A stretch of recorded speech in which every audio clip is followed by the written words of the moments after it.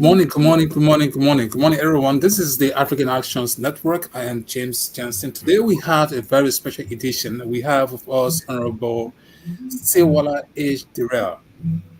Now, most of you have may have read books, and those books are published by individuals. Today we have the book entitled "The Roadmap to the True Independence of Liberia." It's a book that has been published by Honorable Dayrell. Now, let me ask you, the true independence of Liberia. Well, whatever that's in the book, Honorable Dayrell is going to tell us more about that. So we're not going to waste our time because I'm anxious to know what is in the book. I haven't read it, I'm be honest with you. So I'm very, very anxious to know what is in the book. So with no more time to waste, let me ask Mr. Dayrell. Mr. Dayrell, welcome to Two-Way Radio. Thank you, James. Okay. Um, Firstly, how is life with you? Well, fun. Okay. And you have published a book. Tell us a little bit about yourself. Who is Mr. Dayrell? Where did you come from? What motivated you? Uh, I'm Saywalla Dayrell, hail from Liberia, Lofa specifically. Uh, yeah, I was motivated to write this book because, many times uh, people say it's good to travel when you are small. And for me, I'm happy that I travel at the time I was grown up or I'm grown up. So I understand liberal society before traveling and what I saw as an independent nation. What are the benefits that your citizens supposed to get? And considering back home, my own experience, what I saw, and what led to the kind of a result we got in this election, it means that the citizen of Liberia does not feel that independence.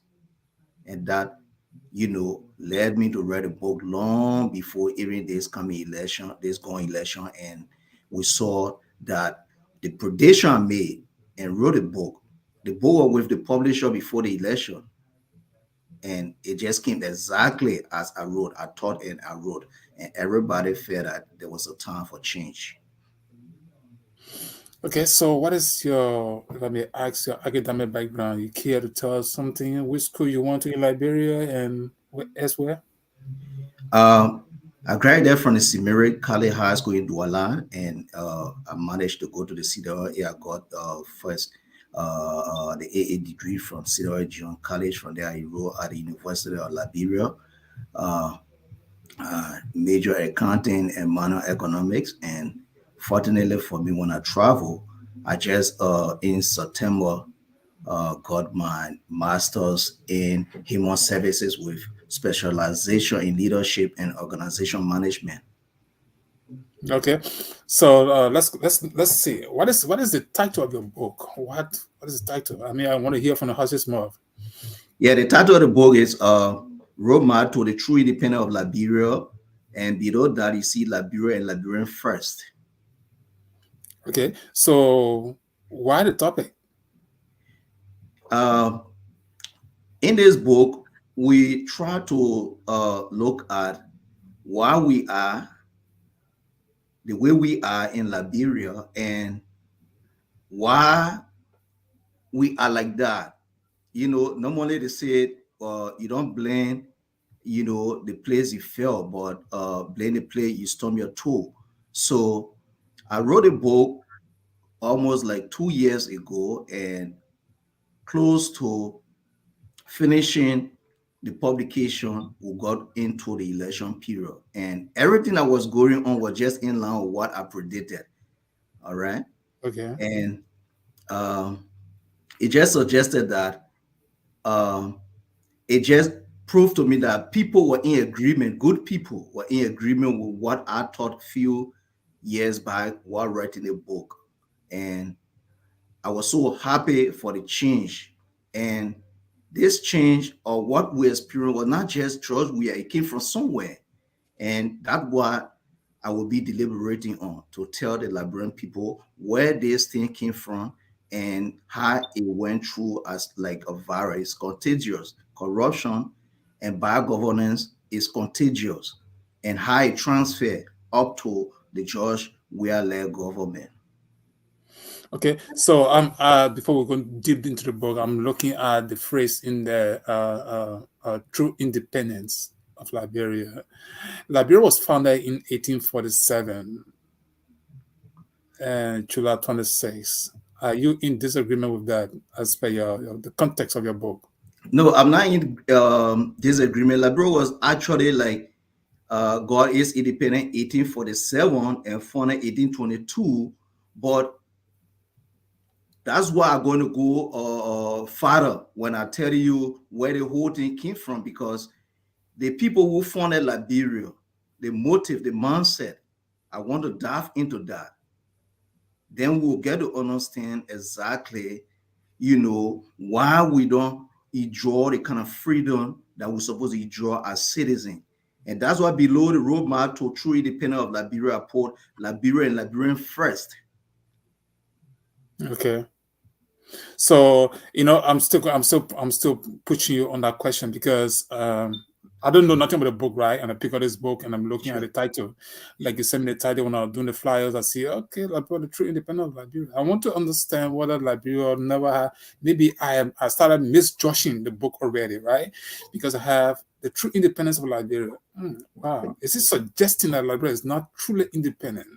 You Well, there know, have been a lot of argument even in the halls and other places around Liberia as to whether we actually were colonized or actually we got our true independence. right. Okay, when we go further, you'll get Mhm. to understand that we're not really colonized, because when uh okay, we can go in the book now. When the traditional people was living in settlement, all right, and the ACS came in with the free slaves, and at some point in time, these superpowers stay around our territory. The British, the France, that's why you see Africa, you see the British, in uh, were around our territory. And then when the guys started to engage these people, then they asked them, why are you engaging us? Are you representing the Americans? Because the British recognized our territory to be for the Americans. So they didn't know that, that there was something, some group of people there trying to form independent state, because America at the time had the kind of agreement, like a protective agreement for that particular territory. Chair had Mhm. France, got Ivory Coast, and the British were there, the Portuguese were there. All of them was in that particular region, and dividing those territories, and that motivated, the guys, the ACS and their agents, because the ACS, the people who funded the ACS, were controlling the free slaves.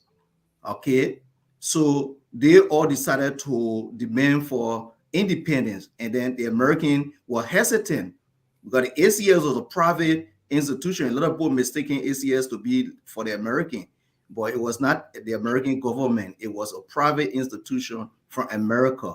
So they were requesting the American government to provide, or to colonize Liberia to be independent. And then the American government was hesitant. Apparently, they thought they would lose that control because they had control, a treaty or control treaty for that particular place that the other superpower knew of, the British, the Portuguese, the France, and what have you. You see, so because these people were from America, they already declare independent, and the American all have problem with it. As far as they were concerned, they say have protective gear over Liberia, that which they still have up to today's date. And they felt that giving the independent oil might have caused them to lose that status, and they did not want to lose it, so they delay. And then these guys, use JJ Rao to go into these territories to reconcile these people, bring them together, and form a nation. And that's how we gave birth to Liberia 1847. So tell more about this your book. What are some of the subtitles, and maybe we can begin to look into this book. Okay, I would begin by going as far back as relating our problem to slavery. Slavery was a form of business where slave owners came, took our people on their plantations, either sugarcane plantation or whatever plantation or factory they took them to, and they make money out of them. So when the abolition of slavery started, all right, these guys reached the point where they realized that they were no longer going to raise the kind of money that they were raising. So they smartly came together and created a mindset saying that it is time that we take our slaves, and we got a good number of slaves. Let's encourage them to take freedom. Let's make them to think that they will have freedom. But inwardly, we're going to take them somewhere into a free land and form a nation. I wish, they will take governmental seat, and then we will have control over them, and then we will be able to make money and pass it through to cleanse our money to bring it back to the United States. So they still wanted to remain in business. Okay, that was the motive. But already they told the guys that they wanted to give them freedom. That's why everybody did not come. Some people stay in America, and some people was brought to Africa on board. Did you address the issue of how slavery started? Because there's an argument out there, and sometimes even in today's world, there are people who may have started the slave trade. The white men may have gone to Liberia and and the chiefs probably were deeply involved for the same greed that we see today. Probably the chiefs wanted a bag of salt and wanted clothes, wanted those things that were coming from the white man land. As a result, they could have started selling their own brothers and sisters. Did you address the issue as to the involvement of the natives with slave trade? Well, I heard about that a lot here. People accuse the Africans or the indigenous for selling the slaves here in the United States, but I didn't want to go as far as that. I wanted to start from the mindset where they took the slaves and why they took the slaves back to Africa. But if you want me to touch on that, I can touch on that because those chiefs had no choice. I mean, it was a form of business, and these guys went there and influenced these people. Okay, they influenced them, and if these chiefs were refused, they were going to find a way around it by all means to get people on board. And we still see it today. The people refer to it as modern slavery. So they were still going to get around it. We blame the chiefs though, because they send the soldiers into the bushes to catch our brothers and our sisters to send, but they had no choice. You just imagine, James, somebody standing by you with gun, with weapon, and you don't have weapon, and influencing your decision, you know, you level nothing. Our people knew how to make sword. Right now, they still make sword. Those traditional people, they make sword. They make all of those things that they said was exchange for slaves. Okay, so they did it, but they did it on duress. Technically, if you look at it, I read about it a whole lot, made research on it, but for the purpose of this book, I was just looking at the mindset, because the mindset developed, the corrupt mindset developed at the time they stopped slavery. So every time the guys came up with something, when there's a contact reaction, they will come up with another thing. So that's how when they abolished slavery, then they came up with their mindset to continue being in business, and it was in a form of corruption, and that this corruption has been contagious, going all the way until we saw what happened um, uh, during the George Weah government. Okay, so when he got developed a mindset about bringing the slave back home to continue to be in business where they would set a government, they didn't consider the people or the land they were going to, whether they were going to meet people there. And in actuality, when they got to Liberia, though they went to Freetown first, but they were dying from mosquito and what have you, they had to travel back to find another place that had a land in Liberia, Shabra Island. And then uh, they went and took a settlement, and some of the mistake they made, they should, when they knew that they were going to settle there, they should have taken complete record of the area. All right, they did not take complete record of the area, like looking at the borders, looking at the tribes, and taking record, because they were educated. Then some of the problem we face today, we're not going to face it. Look, we still got some land we have problem with in Ivory Coast. People tell you that in Ivory Coast there's no palm tree. So because they were using tree as a borderline, and a tree can get rotten. So when that tree gets rotten, what happened? You lose the point. So what they did, it came down to use the Kavala River. So that's why the Kavala River is being used now. So what happened with the land that is beyond the Kavala River? Ivory Coast take it. The same thing we have with Guinea and other places. You see, so when you guys went to Liberia and decided to form a state, they actually used our first president, J.J. Robert. J.J. Robert was the main drive in bringing these indigenous together, because when they got there, the people were living in settlements. They were living in settlements, like the Kru people in the area, the Lama people, the Basa people. Everybody was in settlement, and they had a way of meeting. Okay, they were nothing like a nation, but J.J. Rabble were used by the ACS to move, because they wanted to collect taxes. They wanted to start the operation, the mindset. Okay, and that's how he was very instrumental negotiating with the various, tribes, and they came together, and then they founded the nation Liberia. All right, and since then they have been ruling from 1822. All right, from 1847, because Liberia was founded in 1822, 1847, they started ruling up to 1980.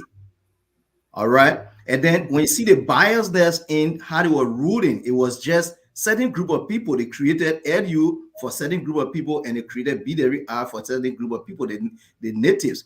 And even at that, it was the fortunate natives that could go to BWR to learn trade. You either learn plumbing or you learn something that would be handed work to work for them. Because when it comes to a better job, they talk about credentials, and where the credential will come from the University of Liberia. So you have not had the opportunity to enter the University of Liberia. How can you compute in that particular job seeking? It The can't be day, the day, the pronoun they. Are you referring to the American Liberians? the American Liberian. So, Because they were educated when it came to Liberia. okay, Yeah. so they themselves weren't they victims of slavery? Because the word American Liberians, we understand it to be people who were slaves and went through the tough time in America, and for some reason, after the period of emancipation, they were taken back to Liberia. So I don't know whether Yeah. you did So, it. sorry. Go ahead. Sorry. Go No, go ahead. ahead. Go ahead. I'm just Okay. So, asking whether. Uh, I continue to draw my idea on the mindset. The mm, mindset of these guys who organized the repatriation was quite different from what they told the free slave. But then the free slave were much more educated than the indigenous they met there. You know, the whole thing happened almost like, if you imagine, like, you remember when Abraham Lincoln the guy, they kind of say in the USA that the Abraham Lincoln freed the blacks, right? mhm, So Abraham Lincoln freed the blacks, and they don't talk about the underlying factor. The underlying factor is Abraham Lincoln had was fighting a civil crisis where some states wanted to go as independent states, and he did not want it like that. They solved and enough, and it resulted into a crisis of war, and he was losing the war. He was going from state to state doing forced recruitment and kept losing, manpower, and he needed more manpower, and he kept losing manpower, and he wanted to win this war. So uh he lawyers advising that the best thing you can do, you need to he general advising that we need more manpower. You can bring the blacks in. And when he consulted his lawyers, and his lawyer told him that you cannot bring the blacks in because they are not citizens. You see, so because they cannot fight for America, they are not citizens. So at that point in time, the lawyer told him the best thing he can do is to declare. You have to make a declaration and making the blacks to become citizens, then they can join the manpower to fight your war. And that's why he did. But people don't talk about that underlying fighter. They only say, oh, Abraham Lincoln did extremely well by, emancipating the blacks in America. So that's the story to carry. The same thing happened with the American Liberian that went to Liberia. The underlying factor was to go and make business out of these people, to form a nation, to create a business. But they told the people that it's better you are setting free. It's better you find somewhere that you can sit and continue to run your life. But they did not leave them like that. They went with them and controlled them. You see, they were even behind the Americans, the American government to provide them independence. But the American government was afraid because they thought they could lose that status, you know. So, and America still have that status over Liberia, where they have that protective status over Liberia. And that status existed between the big nations, America, the Portuguese, the British, the France, all of them. They gotta control places, and that's why we speak their languages. So that was the motive behind it. And when they came, they established BDRI, they established UL, they created that division. And just as these guys, these slave owners were well educated, the same way the slaves were educated, then the indigenous, they met there as well. So they begin to communicate with them to be able to take control of the territory. And that's why I said they would have done much, much more better, that would have saved us today of most of these problems that we have, if they would have taken full control of the entire area instead of draining in a way that, that would just benefit them. Okay. And they actually succeeded. That's why you see Liberia had a growth, economic growth with all development. That's the reason. And they succeeded in this whole thing. And they ruled from 1822 all the way to 1980. All right. And when Doe took over, Doe also accused them of mismanagement. And then things did not go well. It became contagious because some of them are still around, and then these people ruled from 1822 to 1980, but they did not rule in isolation. They ruled with the presence of the natives, So this thing went on to the native people, And though ruled the country from 1980, you saw what happened in 1985. There was insurgency. Then 1990, okay? And before Dole took over, you saw when Torbo sent some group of people to gain some level of education, they came by and went against the same Torbo. And they had that same bloodline, and they went on with Dole and infested the virus into Dole, and Dole became corrupt. And 1980, 85, Dole also accused for the same thing he accused other people of. All right, the same corruption. Then we see 1990, they accused Dole of the same thing. Where's the people money of corruption? And then after 1990, we always saw corruption going on. It's still alive. And you saw what happened recently. So, there's two major periods as you discuss the roadmap to the true independence of Liberia, and talking about colonization. Liberia's history is marked by argument of slavery, colonization, and we're talking about how the period of from the 1822 to the 1847, and then coming to the 1980, the period between those time and the current, from the 80s to this time. What are some of the catching point that you emphasize? Because it's easy to blame one group of people. There has been a trend of history.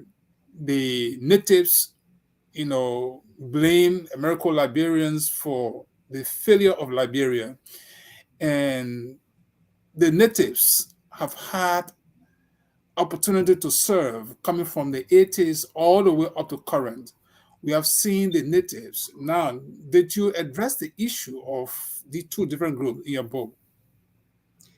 Well, if you and myself look at the at Liberia today, from 1822 up to today's date, who actually benefited from Liberia? Yeah, that's a question that probably I'm just thinking whether you address those issues sometime here. So I will draw your attention to Firestone. See the setup of Firestone. All right. You see that we produce the rubber in Liberia, and the latex is collected, processed, not to finish product, but processed to some limit, put into the container, shipped abroad, and then they find a buyer abroad who then put the money in a U.S. bank. Liberia don't receive that money. If that money were to come to Liberia to buy the rubber or to process it there, Liberians are going to get jobs. We're going to get developed. People are going to get money and be able to run their household and build houses. And the money are going to be in the bank when the investor come to buy the rubber, and that money is going to be in the bank, and the bank are going to loan it up to improve Liberian businesses. And you're going to see a major change in our country. But the way it's set. But what is I'm afraid that we shouldn't run into the normal Liberian way of discussion. But when it comes to Firestone, one will ask, even the most recent or the current government, what stopped the legislators from reviewing those major concession agreements? So that's why that's my focus point in the book, because I'm saying that these guys will behave the way they behave because of bad governance, and bad governance comes with corruption, and corruption is contagious. So I'm saying that these people came to Liberia with a mindset to raise money, to enrich themselves, because they were getting rich out of the plantations and they abolished slavery. So they had to find another way around. That's how they took these guys to go and form a nation somewhere to be able to use them to get money for themselves. So when they transported the guys, they also worked with them to set up a government And then that's why you see Liberia had an economic growth or development. And these people did not rule in isolation. So these contagious, you know, behavior were passed on to people who accepted their will. And that's why you see continue to go on up to where the Liberian people stood on and say, enough is enough. Mm.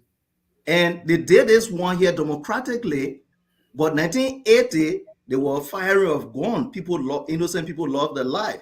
And 1985, people lost their life. 1990, people lost their life. In fact, like one of the questions you asked me, I wrote a book in honor of those people who actually lost their life, innocent people who lost their life, who had nothing to do with the crisis, but lost their life. And then at the end of the day, we still see the face of the reason the war came for. Because the war came, they said they were corrupt. And then after the war, we still face economic war and corruption. Like you said, the people in the legislature, instead of facing the fight, saying the fight, we start seeing people introducing brown envelopes and what have you. Okay. So the book is focusing certain things. The mindset that went to Liberia had continued to go on. And even though people use weapons, people die, innocent people die, it did not change anything. And we're hoping, because what I talk about good governance is just what the Liberian people did few years after I wrote my book. You know, uh, uh, we hope that this will be a good governance, because the trend that the Liberian people took this time, this change, it came in a democratic form. It came peacefully. They stood up. They stood to it and said, no, enough is enough. We are going to define our enough. And at this point, we choose to decide who control our life and how our life should go. All right. So we are yet to see. But Since since the book was written in the period of the Weah's government and being published, I guess after the election, and seeing a new government, I mean, coming from one native leader to another native leader, what are some of your expectations? Did you make any recommendation in your book? Is that yes, exactly. After talking about uh, these mindset and these corrupt behaviors that got us the way we are, economic growth or development, then I came up with uh, uh, the way forward with okay? suggestions Mm, that will help us to move forward, provided this government can implement those things. Because some of like the first thing we talk about that could get the way forward is, because the first thing we define government. What is a government? Government is an agent of the state. So people turn it around. Instead of the government being the agent of the state, they make the government to be, Buga over the state. And the people should be the one controlling the state, because the government, because the government is an agent. You imagine you send your container to Liberia, you find a broker or agent to free your container. You tell him what you want, and he work for you, and he free your container and let you and tell you, oh, James, I free your container. That's what the agent do. mm, So the government is an agent of the state, and they're supposed to listen to the state. Now you talk about the people in the house and fires too. Instead of representing the people to the president, they representing the president to the people after they vote them in. They go and tell the people the good things. But when the people vote them into office, then they begin to represent the president to the people. They do the opposite, which is wrong. The people okay, elected you to speak for them, to represent them. And then you come in to tell them what the president said. You should be telling the president what the people say. okay, So we firstly decided to define the government. We got to know what is a government. People miss the mark. And having defined government, we need somebody that will lead this government that got love for country, for the state, the people. You got to have love for the state. And that goes to the current president, who was, who got a popular vote of the people. to love the people and let the government be of the people. Let it be the people government. That's why everybody came together and elected this government, with popular vote. All right. So if the president loves the people and make the government to be of the I people, think I think he got a narrow vote instead of popular vote. Would that be right? Because I'm more concerned about that phrase. A popular vote, it means the percentage was very very wide. I think he won a narrow percentage. I mean, I all know that right, may not yeah. be, but just throwing that in. Okay, so the focus of the book has to do with the definition of a government Mm. and for the president to love his people. Right. All right. That's the recommendation. Let's go down to the recommendation. The some of the list of the Okay. recommendations that you have Okay. here. So just to come down to some of them, we talk about good governance. We talk about a president should love his people. We talk about unification. Unification is key. The Okay. first thing, if you understand government, it should be of the people and you love your people. Right now, the third thing you should do is to unify the country because during the time we saw the people voting for Boakai, there was no borderland. There was nothing like a trap. We saw no trap. People actually said they was defining their enough, and they did define their enough, and they chose him to be the leader. So he need to bring everybody together to show the difference between him and the previous government or previous governments. Because I don't want this thing to be just on George Weah. That's why I said you don't Yeah, look at because where you fell. I was looking at you because your background from the onset, you say from Lufa and Braga from Lufa. So I'm wondering whether you're tailoring your discussion of favoring Braga this time because of your Kingsman. Well, Boka for Foya district. I'm from Vonjama district, but That's the same Lufa County.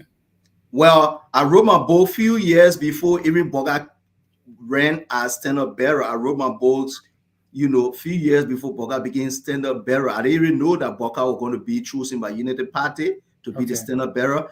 And Okay. then, like I said earlier, when I saw the landscape, I saw things going the way it was. I wrote my book. I was so excited because not just for Boaka, but for the way we define good governance. And then people kept talking about good governance. Even people who were supporting Boaka, they were not just particular about Boaka, but they kept talking exactly the things that I talk about in my book. Okay. So so unification is key.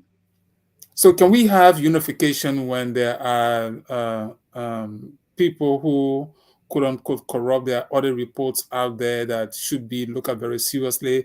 Do you want the current government? And I'm saying that because you said unification is one of your recommendations, calling on the government, not just the Burger government, but any future government to come. Because you're both going to live with Liberia for long, right? Right. So not just this administration is coming, but even after that and after that and after that.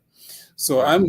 I'm concerned now. Do we prosecute those persons who are funding corruption? Since indeed corruption is also being a catch. The mindset of the funders of Liberia and the miracle Liberia, those free slaves that came, they also getting involved in the trade, not just human trade, but economic trade. And they're at the disadvantage of Liberia from what you're telling us. I'm wondering, can there be a unification, proper unification without accountability? Those 250 persons that died during the war, do you want accountability for them? Do you want, I don't know whether through your unification call, you really think about it in a serious way as to how you can achieve unification? Oh yes. In fact, I just earlier told you that Roman bull in honor of those innocent people who died. I myself, I almost became victim. My brother and I were traveling through the better forest, and they accused us that we are Manigo people, and we told them we're not Manigo, and they said we're lying, and they told us to speak Loma. We spoke Loma. My brother, I, Dayrell, myself, and we spoke Loma. They still did not believe it. All right, and then they told us, "You guys are Loma. Let's check your bike." And luckily for us, they checked our bike. we we are member of the pro society, and Okay. that saved us. Or else it would have been a different thing because nobody were around to talk for us. And one of our cousin died. They call Wizian. Okay, Wizian. He was named after our father. That's one of our father nieces, and he was very dark and tall, and they accused him for being Mandigo. May his soul rest in perfect peace. He lost his life. So I remember all those innocent people that died. That those are the people I wrote a book in honor of, because from what we saw after the war, it means that they died for nothing. The change did not come. You Hmm. see, they killed them and the change did not come. So, yes, when we talk about good governance, coming back to your question, when we talk about good governance, prosecution have to go on, because the difference between good governance and bad governance is people, group of people, we can call it cartel or bad guys, group of people deny other people of their resources, where they take get some financial gain that's supposed to benefit everybody. So good governance, yeah, they have to prosecute people, but it should be justified. They should review the audit reports, and if possible, they may have, peer group have another auditor review the other auditor, so that you won't do something and regret it tomorrow. Okay. Because I was with Voscon, and we used to have what they call peer review. Okay, Yeah. when you go and conduct the audit, another auditing firm come and review, and then your report. So we should have peer review, like to be able to really get the guys, funny the people culpable, guilty of what they did, and then yeah, they should face the law. In fact, that lead us to our next Mhm. line of item when we talk about recommendation. Pressing, we need pressing. Yeah, Why when we the prisons that we have in Liberia? What wrong with them? they are not of standard. People, you Okay. go there, they imprison people, and the prison compound is not of standard. They need to prioritize prison center, like developed countries, like area America. You have private people build prison center and guarantee, when the state can inspect it and guarantee the security, and accept it, and use your prison compound, and people raise money from there. It's a form of business as well. So we need to prioritize it. We need better prison centers where we can have the people go, area for different crimes. You don't have everybody one place, and then people at the South Beach Prison Center appear like they are neglected. Government don't put money aside. The city we're talking about, cartel people economically abuse the rest of the citizen. So people go to jail. Some of them are justified. Some of them are not even justified. Take for example, like sometimes our court system want to nail you, they bring your case on a Friday because the court don't open Saturday and Sunday. And and when it's in the afternoon, once they don't go into that case, they're going to take you there until morning before they go into the case. And between that time, they have not, sometimes you may not even have sufficient meal to eat. You're not being found guilty, and you have to go through that strain and stress just to find out. Maybe Monday morning when you go to the court hall, you might not even be guilty, but you have gone through part of the punishment. So we need to have a standardized prison center. We need to build prison center in certain sector of the country, big prison center that will be of standardized. And Okay, maybe Baka gonna do that. Maybe Baka will follow up with that recommendation to see how he can build modernized prison compound yeah, because for. people need to have a prison where they can serve their time Mm, for wrongdoings. Yeah. okay. So any further recommendation you have there? Yeah, besides the pricing standard, we also talk about border control. It's very important. Our immigration system is really weak. It need to be strengthened up. Immigration is very vital to any country. You Mm. know, um, one time I listened to Trump speaking, and he talked about border control. Then I remember Trump talking about how uh, they take people from the prison in Mexico and bring them to America, and he's going to make sure he tighten the border until people who got people who will come to Liberia from Mexico and other neighboring country come in with something, but not people who are neglected in their country. And I begin to have that passion. I begin to relate it to Liberia. I say, can you imagine America always want people who have who can contribute to this to their nation to come to their country. They don't want liability because Trump was talking about people who come from prison and liability on the state. They raising the budget of the Social Security, they raising the budget of Medicare, Medicare, Medicaid, and what have you. So I look at our country. That's one of the reasons why most of the assistance program in Africa fail, more especially Liberia. Let me limit it to Liberia. If you come on now, like take for example, I got my master's in human services, and I one day want to come to Liberia to organize, or human service organization to take care of these Zogos and these people, and bring the quality all in them, because some of them got quality, but because of the background, because they feel neglected. So, So so, so, so let me just throw this in. If Baka was to ever call you to go and establish the human service sector of Liberia, are you willing? yeah, I would be glad to do it, but this is the problem that are coming our way. This is the reason why we talk about border control, because sometimes I think about, hey, I want to establish my own human service program. I work in a very good area right now. Upon my graduation, I work with the Divine Providence, and Divine Providence is under the Cali Diocese of Philadelphia. So I work with the Cali Diocese of Philadelphia Human Services right now. So if I thought on establishing my own human service group in Liberia to help those guys who people refer to as Zogo, my problem is we don't have border control. And what I see happening in the South region, if Jane, I even talk to you. Let's assume you're the president. I talk with you about establishing human service program, and you created a budget for me to operate with. What's going to happen is all our people in Liberia who come from Sierra Leone going to call the people from Sierra Leone to come for that assistance program.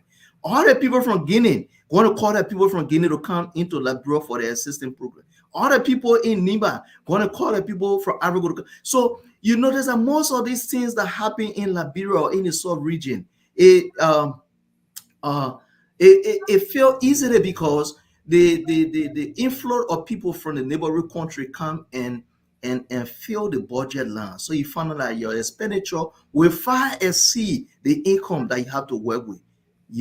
So this why we need to have serious control of our border.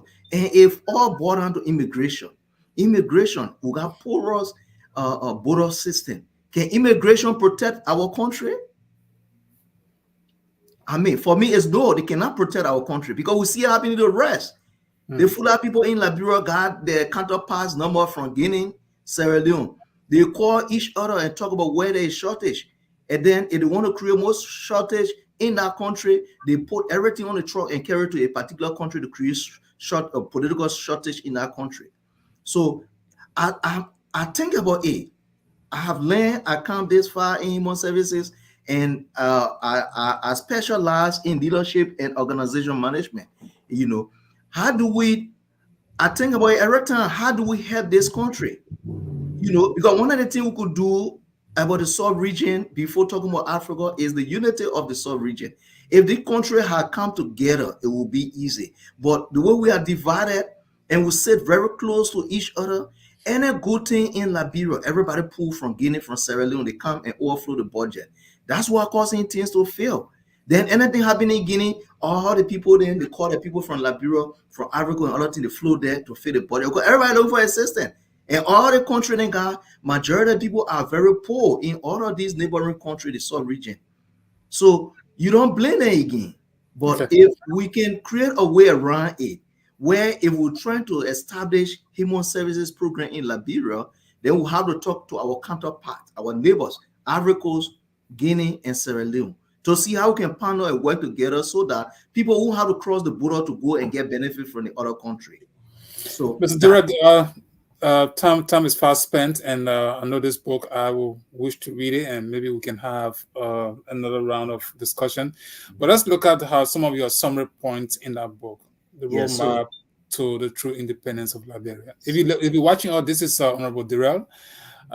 He's the publisher for the book, The Roadmap to the True Independence of Liberia, and he says it's on what? It's on Amazon, and it's been sold, right?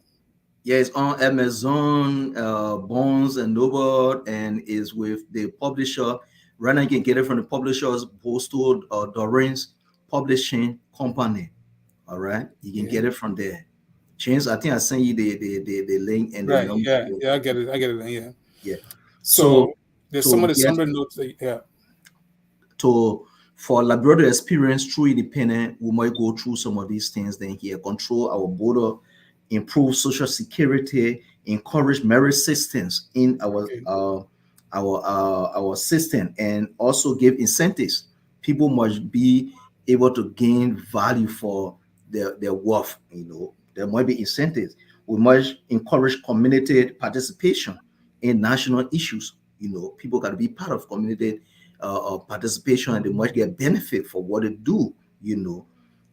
People love their country, but they also wearing clothes to come. They also transporting themselves. They need to wash their clothes. So we got to reduce poverty massively in Liberia or the South region, and to reduce poverty, we have to work with our counterparts. Liberia want to reduce poverty. They can't do it in isolation. They got to work with Guinea. They got to work with Africa. They got to work with Sierra Leone, because if not, you start the program, there will be inflow of people from the neighboring country, and the budget will not make it. So I got all those things as steady. And then we got to reduce poverty. We got to have zero hunger. Hunger kills. Hunger is not good. We need to improve agriculture and reduce hunger in the country. We can have our citizens being malnourished, and we also have to have good health care. Our people have to look good. Good health care is very important, and we got to have clean water and sanitation. Look at when you go to the area called Interior in the US here, you see the dog. Look at Jacket. Look at Jarlaton. Look at the river, the creek. We need to clean our place and have people having boat ride and just build, you know, bulwark, have the bull for the boat and ship and canoe to dock there, all right, and let people have ride, go for boat ride, and you see the community will make money out of the boat ride, But we got a place look so dirty, swampy, and our money will losing, Mm. So we need to I, clean the I'm. water. I'm. You I'm. see, I'm. people throw trash in the water, Okay. which I'm. is I'm. bad.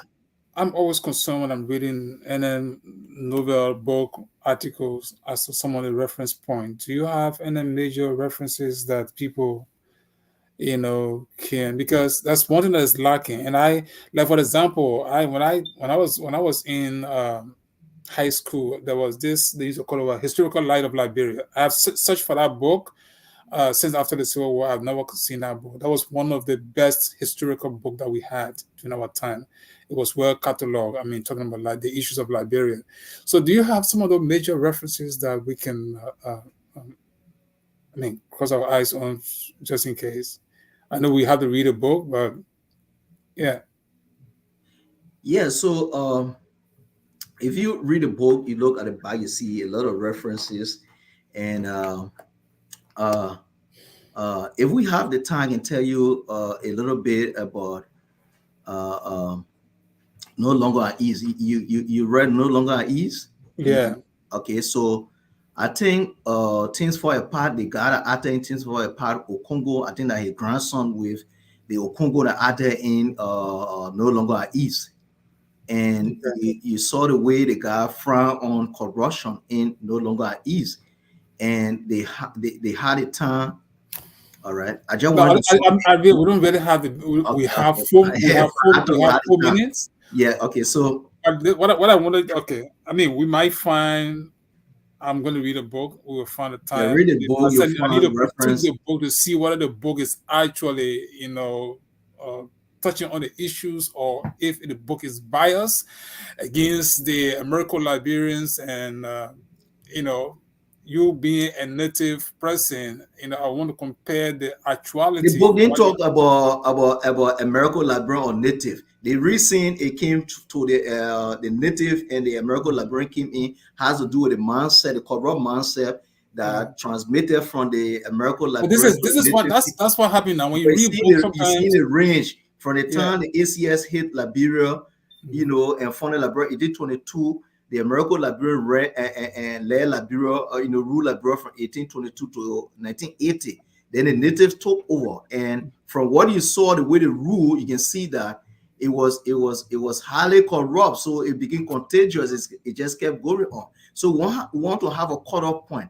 Where can we stop this thing here?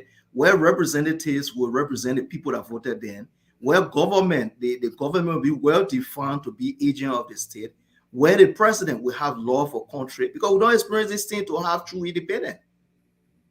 Mhm. We don't experience this thing to have true independence.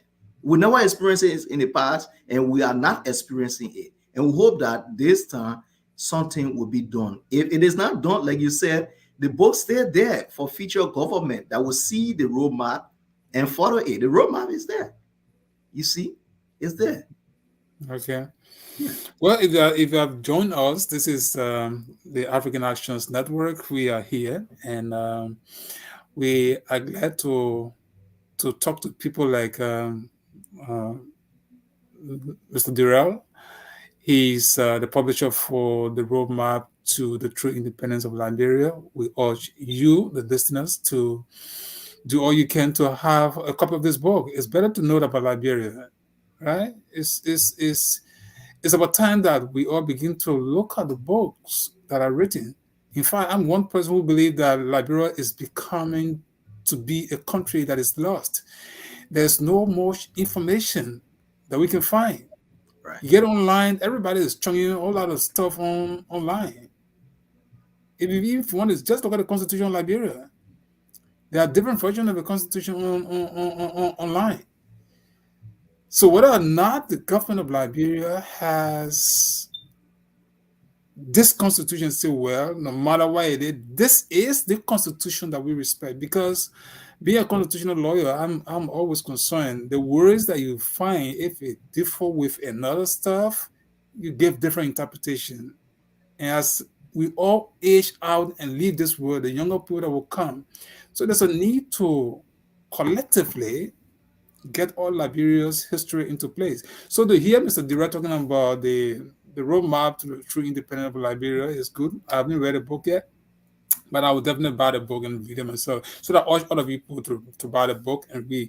So Mr. Dira, it was a pleasure to have you on Twitter Radio. And you Thank can you, sir. give us some general comment about yourself, your book, and then you close out with a closing statement.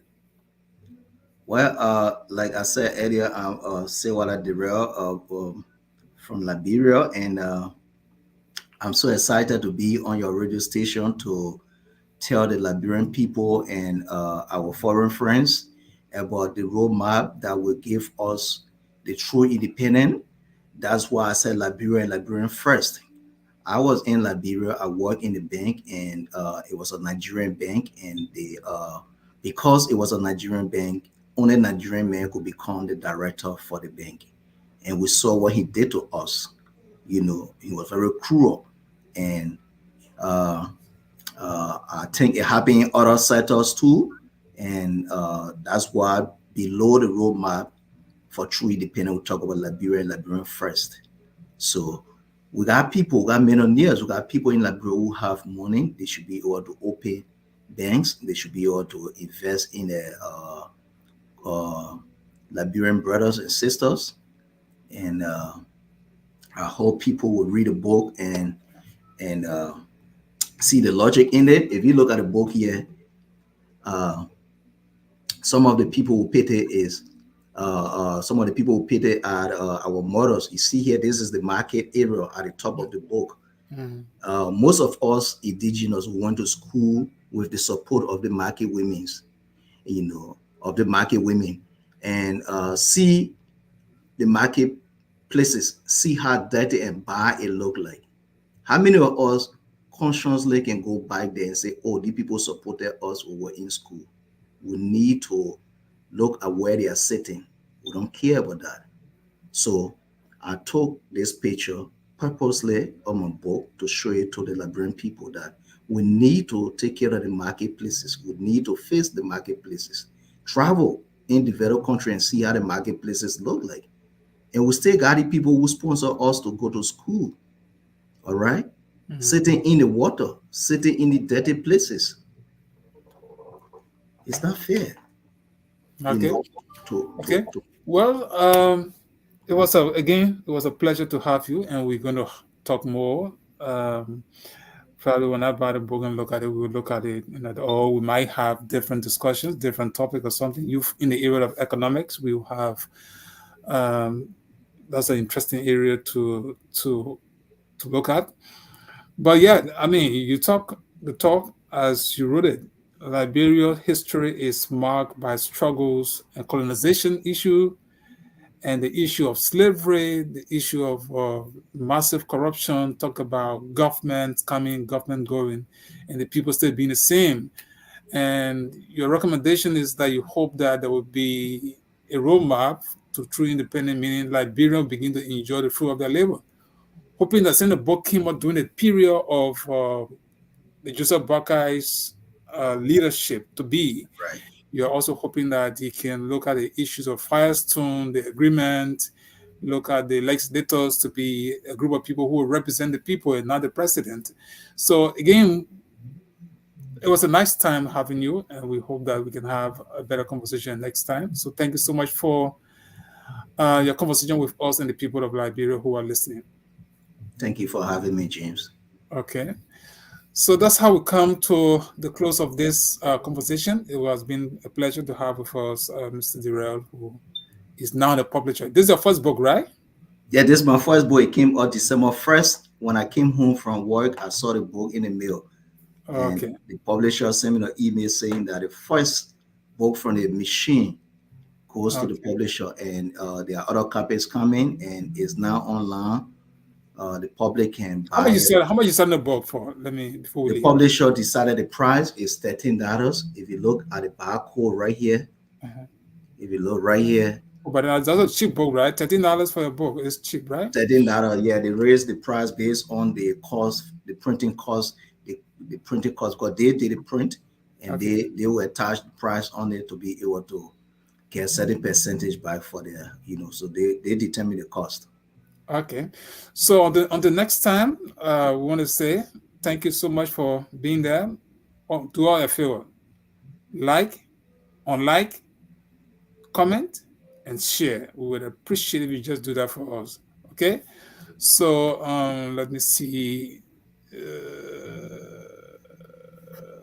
David Freeman. Let me see. There's okay. I see few persons watching. Let me just close my eyes on vocal and when in the program. We had Bentu Family. I think Bentu that's uh, we have Michael Y. Net Neto. Merry Christmas to you, Mr. Jensen. Okay, Neto say thank you so much. There are, I mean, let me say that to you too. Merry Christmas to you, Neto, and We to should be Dayrell saying, too. James. Yeah, then we have David Freeman. David Freeman, hi, brother. Oh, David Freeman, that's my childhood friend. Oh, wow. You see, well, Liberians do not hold their leaders accountable for corruptibility. Okay, Mr. David, I hear you. One corrupt regime protects another. Yeah, that Mr. Dayrell. So I think that goes to Joseph Broker, right? We hope he Yeah, doesn't get a one shield. corrupt regime protect the other. So that's the Yeah, contagious part of it. You remember when I told you the thing yeah, started long, right, long right. time. It just been going. And the That's family say, not can you right. please show us the book? Okay, I think you did that already. We have political parties con- contestation for power is divisive. Okay, that's David Freeman again. And he said, how can Liberians unite when one regime suppresses a group of other Liberians for not being part of their political party? Interesting conversation. And then we have You again, remember, James, we talk about our part there. To avoid being biased, you should have peer review, do or audit. Or if you already have the audit, you can have an independent ballot review that audit so that it will be clear that these people either can go free or they will have to serve the term. okay, so again, they said, that's from David again. He said, equal rights and justice is the way to go. Punish impartially for punishment, right? Right.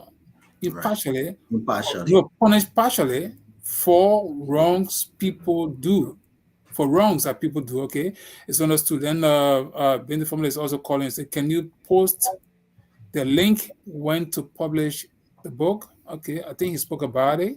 And those who want to, you can maybe later he can even go online and put any information he wants to.